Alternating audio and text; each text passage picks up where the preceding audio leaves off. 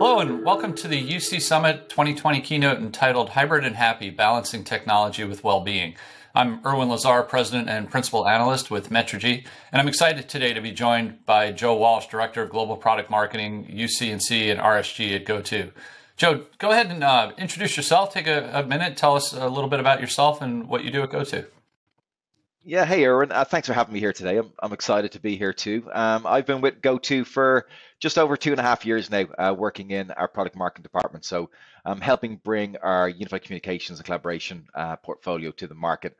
A bit of a veteran in telecommunications. I've been in the industry for best part of 15 to 20 years now. I've worked with some of the big brands on this side of the Atlantic. I've worked with Vodafone, I've worked with BT Ireland, I've worked at Aircom as well on the island of Ireland, so fairly established in the space, and I've worked across a few tech companies that are on the periphery as well, helping a lot of these telcos execute their digital transformation strategies and help them kind of breathe life into the communications with both employees and their customers. So yeah, I've been here, like, really enjoying this challenge with GoTo, and it's been something that I think it's been a really exciting time, particularly what's happened over the last 24 months, where the demand for a lot of our tools has just exploded for obvious reasons. And that's really ramped up the rate of innovation and the rate of development of products within the industry, and really excited to see how we continue to progress over the coming months and years. Excellent, and thank you for joining us. So let's go ahead and jump into some questions. The first one I have for you is, if you think about the title, the theme of this session, it's hybrid and happy. It's balancing technology and well-being. It's certainly been a challenge for organizations as they think about supporting what's been largely a virtual workforce now. So given where we are, that a large percentage of the working population is now working remotely, what do you see as the challenges in keeping people happy and balancing the effective communications and collaboration? Yeah, it's kind of the great debate at the moment, Irwin. A lot of people are talking about what work's going to look like in the longer term. Obviously, for the last 24 months, it's been predominantly remote. But despite all the challenges we've had over the last 2 years, one thing that's become clear is employees really like this extra time that they have now that they don't have to commute. Okay, on average, people are getting about an hour a day or more back into their daily schedules, and they're investing that time in themselves, they're investing it in friends, they're investing it in family. And as offices reopen and as people begin to kind of return to the office, they're not rushing back. They're a bit reluctant to give that time up because research shows, it really does, it makes people happier having that time. And also now, whether it was planned or not, that forced experiment in remote working has been to a lot of extents quite a success, and workers know they can work quite well from home. So they're looking for a balance. And I think even before we get to the technology side of things, I think for organizations, providing that option to work flexibly on a permanent basis and making sure your organization is geared up to deliver that through technology and other pillars that you need to get right within your organization. I think that's one of the biggest challenges that we expect them to see. A lot of research will indicate that, there's a lot of different views and opinions out there. Of course, there's people that love the office. The office 100% has a role to play in the future of all our companies. About 1 in 5 want to be in that office 5 days a week. They love it. They want to go back to it and can't wait to get back to it.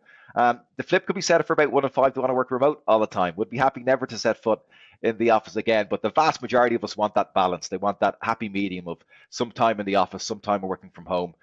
So much so that actually 7 out of 10 workers will now refuse a job that doesn't offer flexibility. So that's a big challenge, I think, for businesses in the short and medium term is getting their operational procedures right where they can support that flexible working on a permanent basis.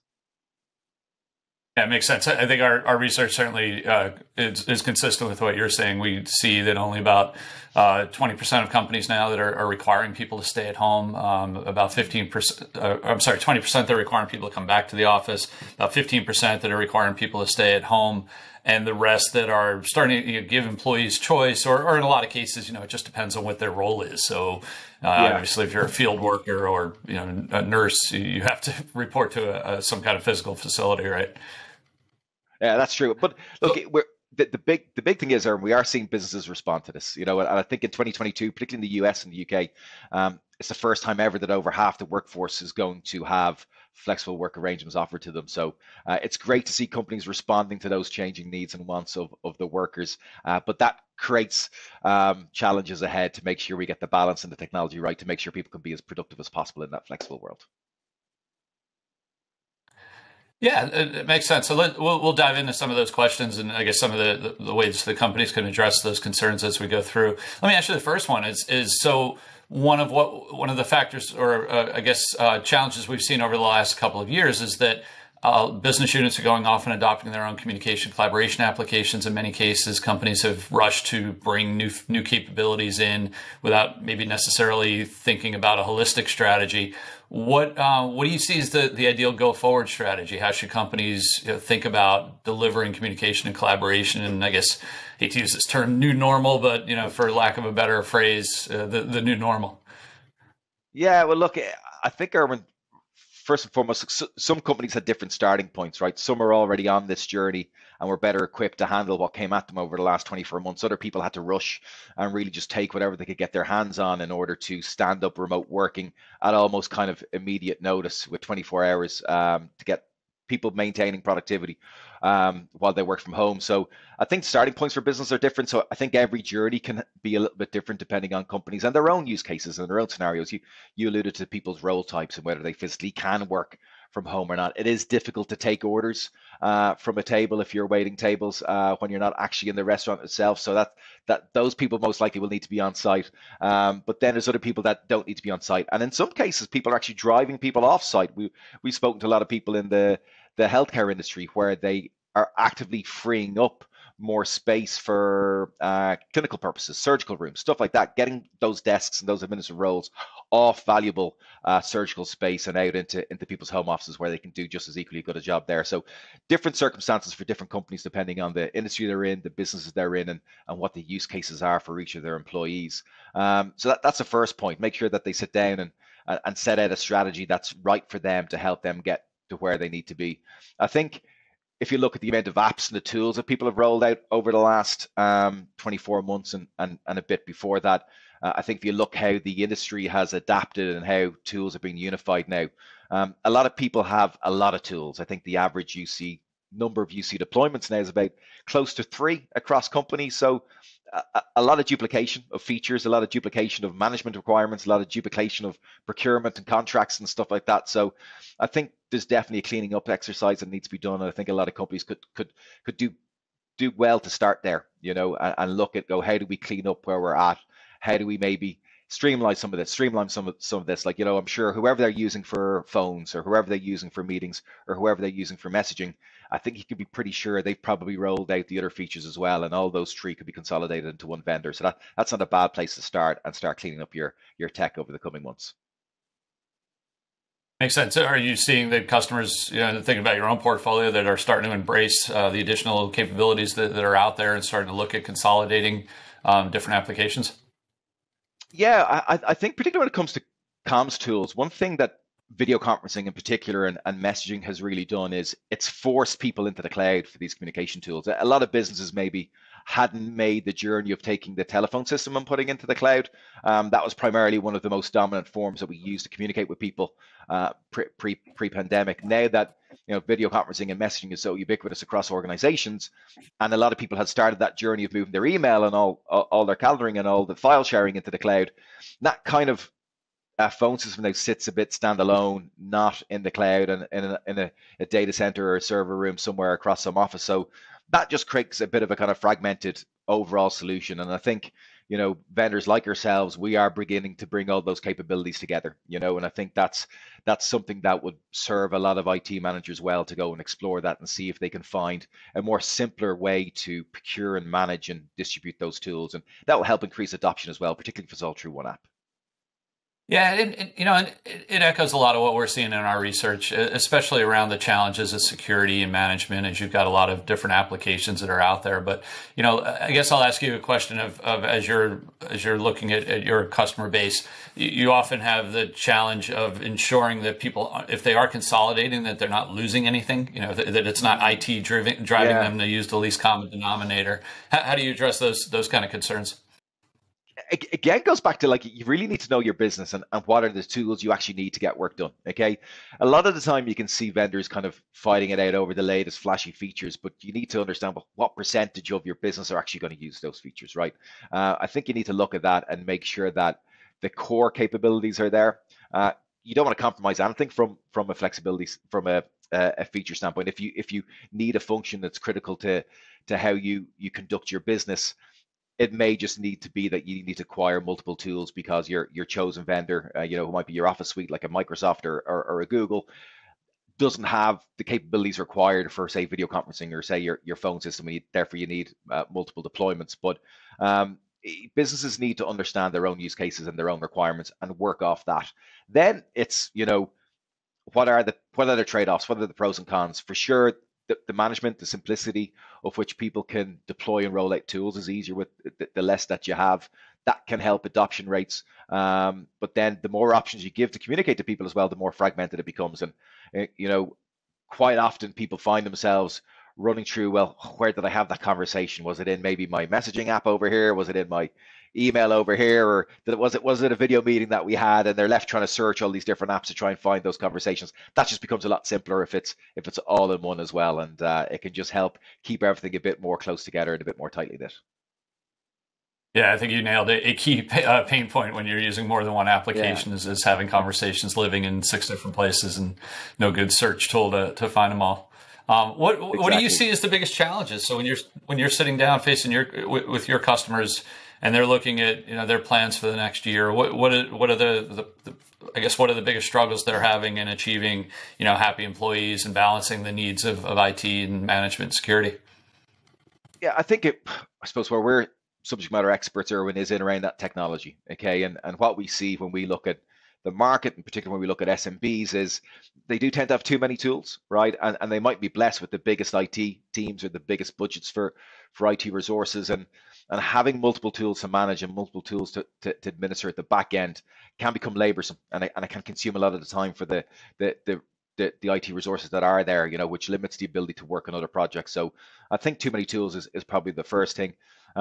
Working off some legacy infrastructure, right? I think the way technology is innovated, over the last few years, particularly in around tools like our communication tools and how they integrate and work with other things like our CRM systems or our marketing platforms, working with contact center platforms. I think the synergies of these tools all working together now can really add value to a business, can bring a lot more data and insights to a business.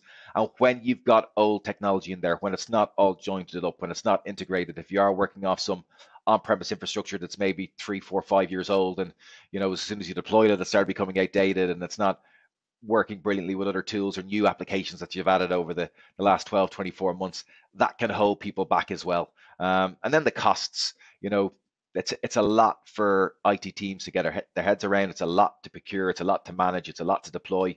And when you buy these solutions fragmented and use individual contracts for each one, that can increase the price per user as well, because you're not getting economies of scale. So they're probably the 3 main things we see with our market today, is that it's too many tools, maybe some old tools and inadequate tools in there as well, and then the costs of trying to get it right. So they're the 3 main pain points that we as a business try and solve for with our customers. And I think all of that leads to challenges related to excessive costs, complexity. You mentioned earlier, a lot of companies obviously are constrained in their IT resources that they can bring to bear to support end users, to support ongoing operations and so on. Yeah, exactly. I think particularly the big thing is the bundling, I think, and the savings, getting messaging and meetings and your phone system all from one provider can save you quite a lot of money. And you even see that with the individual providers themselves, because some people are, paying for meeting standalone, or they're paying for webinar tool standalone. And often the full package can be a similar price to what they're paying for just that one modality that they already procure. So definitely a lot of savings to be made there. Yeah. So you touched on contact center. We traditionally in our research saw the contact center and UC applications were often owned by different groups, purchased separately. But we've obviously seen in the last couple of years a lot of convergence in the market and among the buyers. What's the benefit, or what are you seeing from your customers that's driving them to think about, boy, it really would make sense if we had a single unified solution that could support both the needs of the contact center as well as the communication needs of the back office?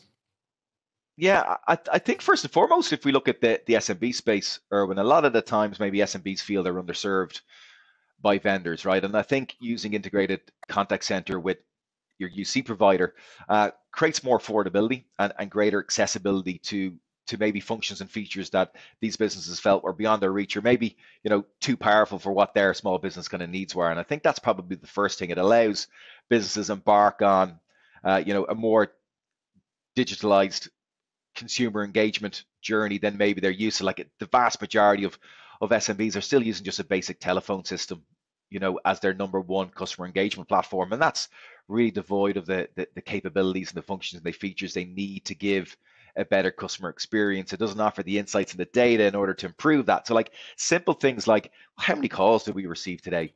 How many missed calls did we have? Are we seeing a greater volume of customer calls coming into our business? Like a lot of things like that are quite important insights to help a business understand how it's performing and what its options might be to grow and become bigger and stronger. And I think using simple tools and inadequate tools for that holds a lot of SMBs back, because if they don't have that data, if you don't measure it, you can't manage it. And I think this brings businesses into the next layer. Like data is so important now. It's been really important over the last 5 and 10 years. It's becoming too important to ignore. And I think, for SMBs, that was one of the first benefits, is really getting that insight and access and getting, the next step onwards in terms of your customer engagement strategy. So that's the first thing. The second thing is, if you've already got the UC vendor deployed, the actual project and journey of adding in contact center capabilities becomes a lot more simplified and a lot easier and a lot more.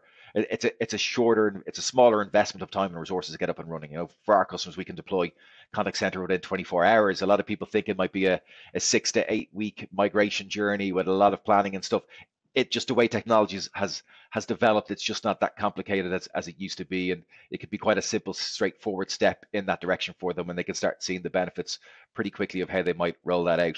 So the first thing is the data and the insights. The second thing is the simplicity of which is available, and then it's that affordability as well. Okay, because the cost, it's not uncommon for people to pay in and around $150 for contact center capabilities for one person that is maybe manning the phones. I think with these integrated solutions, those prices are being cut in half, if not in 2/3, to make it far more manageable for business to take a step in that direction. So they're the kind of benefits you can really get from integrating contact center with your UCaaS provider.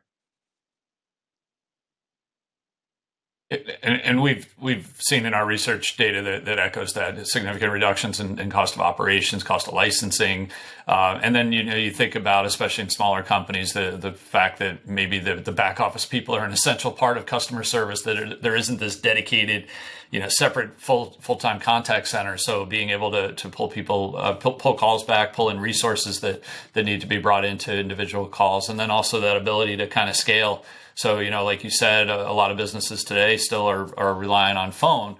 So you start with extensions like queue management and hunt groups and so on, and then you add in, additional features that you might need to maybe managing email or text or other type of video customer interactions and so on. Yeah, I think that capability gives people so many options, Irwin, and it doesn't have to be all at once. They can, move at a speed that they're comfortable with and start turning on those capabilities and allow them to just add an extra layer of experience for the customers when they're ringing in. Yeah.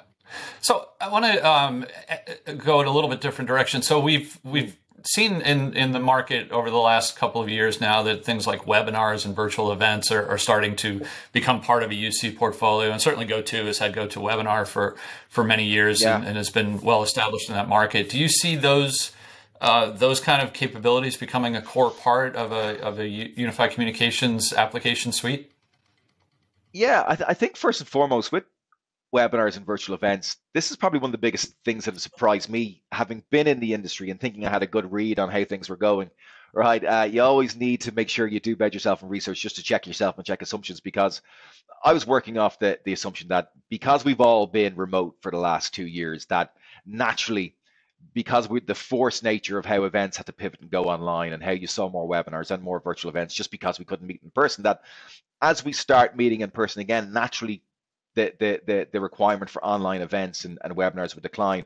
I was quite surprised when we did some research that we saw the built up appetite in online events, and so many businesses out there actually not planning on reducing the amount of online events they have, but actually growing it. I think over half our business, I think about 55%, said they were actually going to increase the amount of online events they're running, increase the amount of virtual events they're running. And I think that plays into the changing nature of the workforce, right? With the drive for flexibility, with people wanting to spend a bit more time at home, that naturally means, you know what, I'm less willing to travel to an event, particularly if it's an event that I'm 50-50 about going to anyway. People are valuing their time that bit more. And when you create that online event, or that ability to access the content online and come in and listen to speakers online and even network online, what we've seen is actually an increase in attendance at events versus when they were just in person, right? So it's increasing the touch points for businesses. It's increasing the engagement.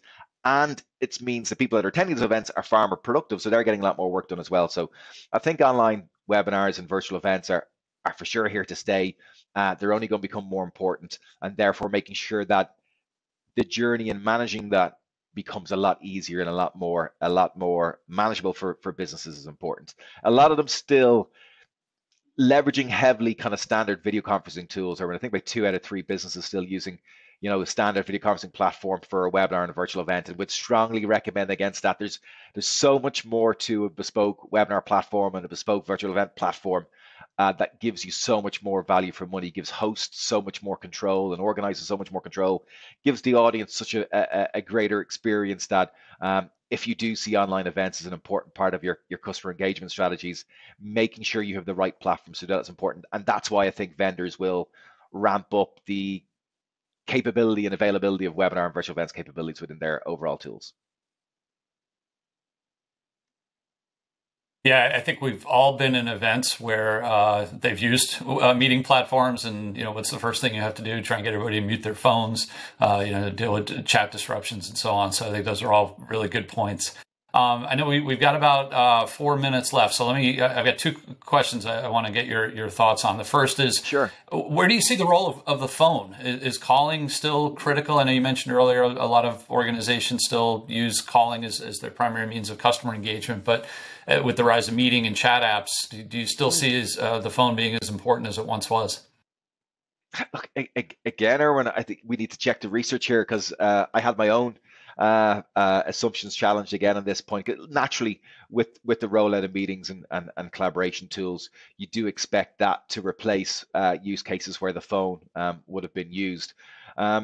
But if we look at what businesses are planning, if we look at what they're forecasting an increase in usage in their phone system. They expect more phone calls coming in, and they expect more phone calls coming out. And I think that's down to a couple of things. One, with, again, a less reliance on in-person meetings as more people work from home and work flexibly, we are going to just require technology to fill the gaps and enable more of our communication and collaboration, and the phone system is going to be critical to that. The second thing is surprisingly, the amount of businesses where people didn't have access to their desk phone when the office was shut. Makes sense. It's on your desk, right? If you can't get to your desk, you can't access that phone. What we're seeing is, as people roll out cloud deployments of phone systems using full-featured UCaaS solutions like GoTo Connect, they're getting the appropriate soft clients. They're getting the appropriate mobile applications where people can make calls and receive calls, transfer, put on hold, do all the functions and features that they need to do with the phone system, no matter where they are, from any device on any network. So I think as users get more capability like that as well, you're going to see that phone system become used a lot more. So I think phone is still a crucial part of our applications. And actually, I think in recent research we saw it is meetings and messaging platforms are beginning to challenge them in terms of being the most important tool, but they're still a very important part of the comms mix, and then usage expected to grow over the next few years. Excellent. So I want to circle back to the question that we kind of kicked off with, which was, hybrid and happy. How do we balance technology and well-being?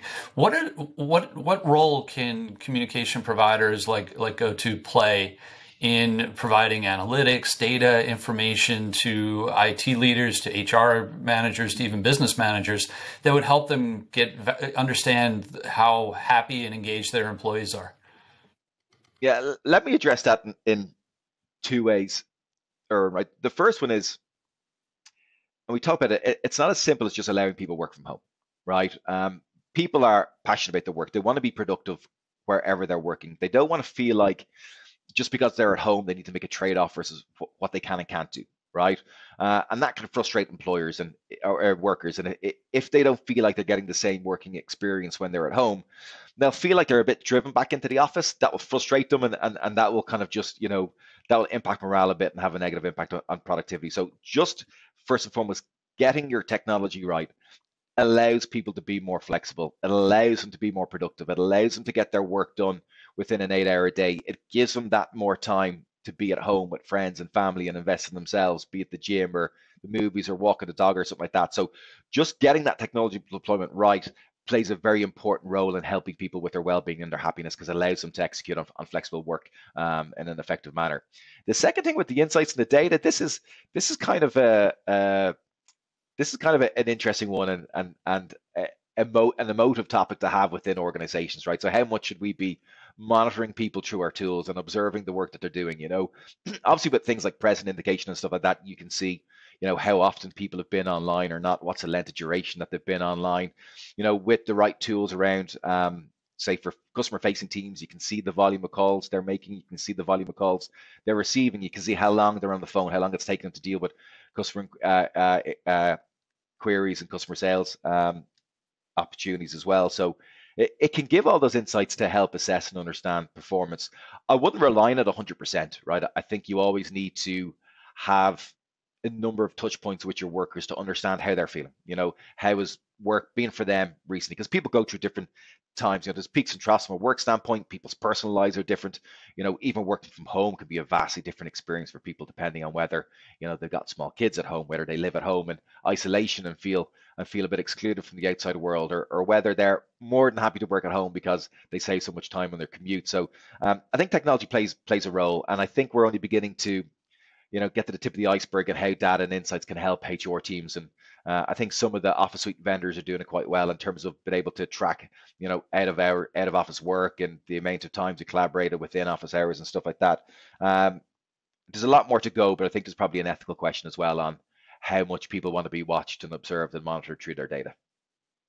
Yeah, no, I think you raised some really good points, and we certainly see that.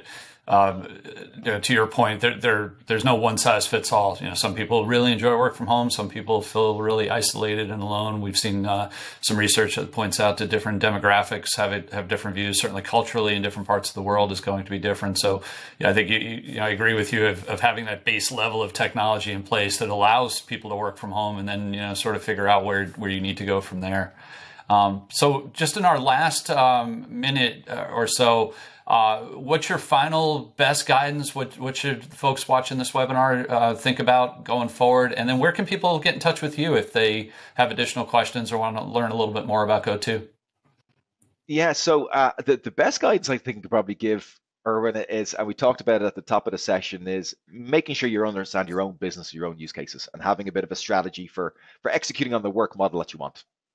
I think once you have that, and because particularly with technologies, because a lot of people are maybe hampered by multiple contracts with different expiry dates and stuff like that. So it's very good to have a vision and a strategy of where you want to be, because that can inform decisions that you make in order to allow you get there. And it might be like extending one contract for 12 months to align with another contract, so you can then make the change into one vendor together. So definitely have a strategy. Sit down, think about it. Where do you want to get to, and what are the stepping stones you need to put in place to get to that? That would probably be my number one piece of advice to give to any team.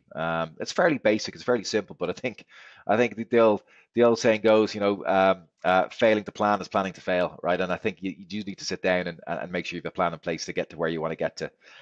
For people who want to help with that, who want to help with their plan, who want to help to paint a vision and where they might want to get to themselves or businesses, GoTo.com is always a really good place to start off, and you'll get the latest and greatest of our thought leadership content there. You'll get to learn about our portfolio and our products and what we're up to as a business. LinkedIn, reach out to me, Joseph Walsh. More than happy to field any queries from customers or prospective customers who want to learn a bit more about this space, and then we can put you in touch with all the various subject matter experts in GoTo to make sure you got the right information to answer the questions that you have. Excellent. Well, thank you so much for your time, for your insights. That concludes our session. Thank you for attending the session. And please be sure to check out the rest of the UC Summit agenda at www.techsummit.com/UC-Summit-2022. At this point, we'll go ahead and wrap up. Thank you again, Joe. Cheers, guys. Thanks very much. Bye-bye.